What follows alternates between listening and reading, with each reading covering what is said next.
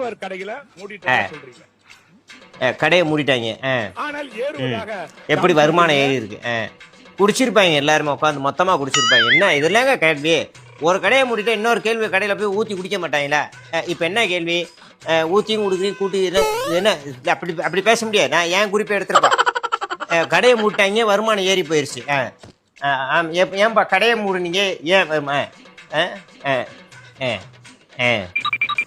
அதாவது பார்த்துக்கிட்டிங்கன்னா இந்த அரசாங்கம் மட்டும்தான் குடிமகன்களுக்காகவே பல திட்டங்களை இந்த ஆட்சியில் கொண்டு வந்திருக்கு. 2 மாதம்.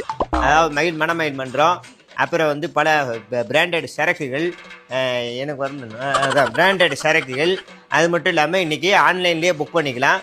இப்படி சரக்குகள்லாம் வந்திருக்கு. இன்னும் கொஞ்சம் நாளில் டெலிவரி, இன்னும் கொஞ்சம் நாளில் குடிச்சிட்டு ரோட்டில் படுத்து அவங்கள பாதுகாப்பாக கொண்டு போய் சேர்க்கறதுக்காக புது வாகன வசதி எல்லாமே செய்யக்கூடிய அரசாக போட்டுரும்.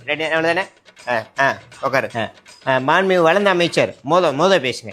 நீங்கள் பேசுங்க. அம்மா உணவா? இது நானே கவுண்டர் கொட்டுறேன். இவர்களாக மட்டும் கொடுக்க முடியாது. நீ உட்கார். நான்